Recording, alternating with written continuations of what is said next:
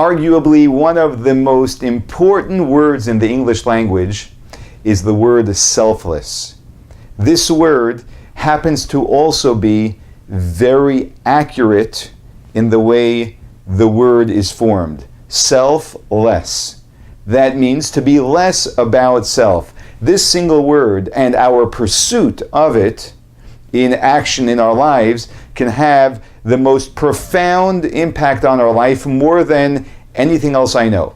The more we pursue to be less about self, the happier, the more successful, the more effective, the more focused, the more empowered a person is. And that's why this word, in the way it's worded, selfless, is very special, because it is not realistic and even possible for us to become entirely absent of self.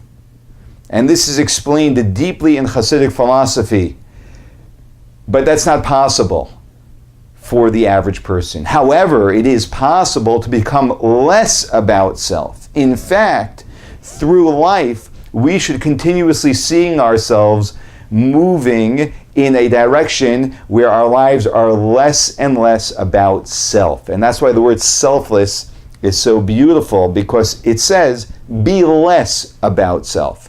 However consumed you or I are in our own selves now, tomorrow, let's just be 1 centimeter less about self, and the next day 1 centimeter less. And that will serve our lives, the purpose of our lives, and the mission of our lives more than anything else, just by being less about self. I once had an incident, a slight occurrence, and it shown such insight for me. And it was such a special moment for me. I was having a celebration in our family for one of our children. And after the celebration, my mother-in-law came over to me and told me, "You looked so happy." And when I heard her say that, it made me think, because I didn't really notice that I was so happy. I mean, I was happy, sure, but I wasn't really aware of the fact that I was just beaming, that I was so happy. And I thought to myself, why was I not aware of the fact that I was so happy? And that's when it occurred to me. The reason why I was so happy was because I was focused on my child doing something. And I was completely consumed in them. And in that moment, I had totally lost touch with myself because I was completely focused on them. And that is the way someone experiences true happiness. And in some way that's frustrating, because I want to be happy, I want to feel the happiness. And in some way that happiness is elusive, the experience isn't there for me because I can't be there if I fully want it. But that is the beauty and the irony of happiness, or of effectiveness, or of being very powerful in something that we are doing.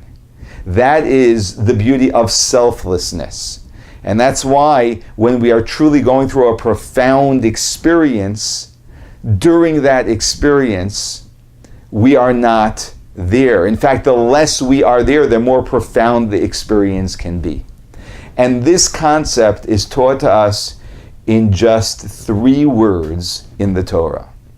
The Torah tells us that if a man gets married, during the first year of marriage, he is not allowed to join the army and go to war.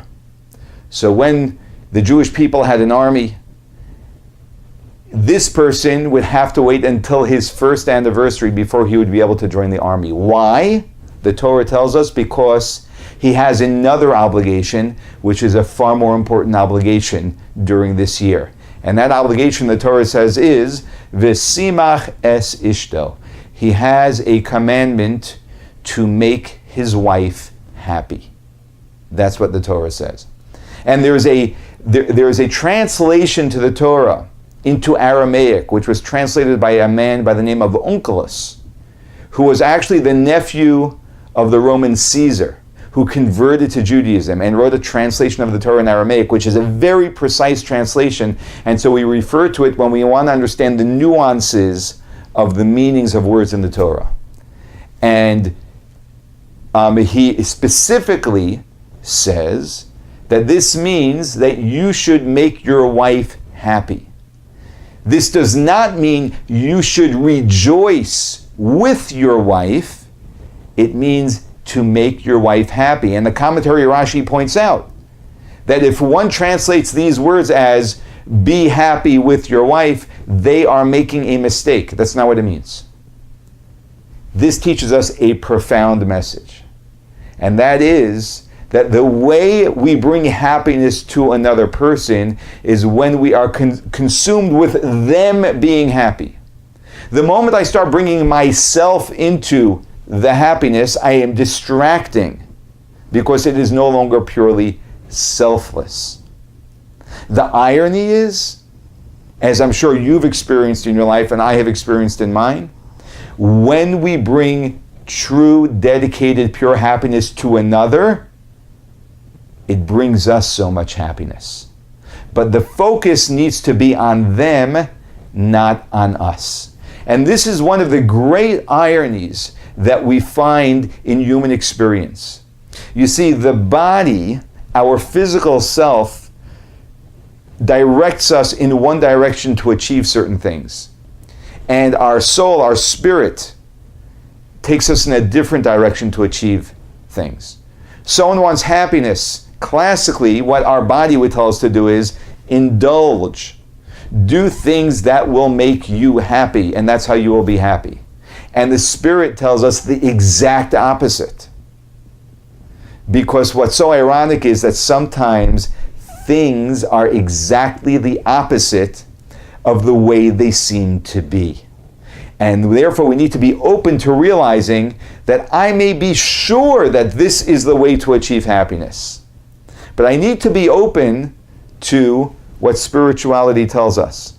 Because I may discover that it is the exact opposite of what it seems.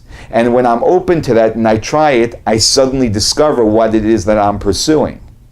The less it is about self, the more happiness, the more power, the more effectiveness a person experiences. So the next time you are not so happy, do what countless people advise today. And that is, think about someone else. Do something for someone else. And you will have a whole different experience of happiness.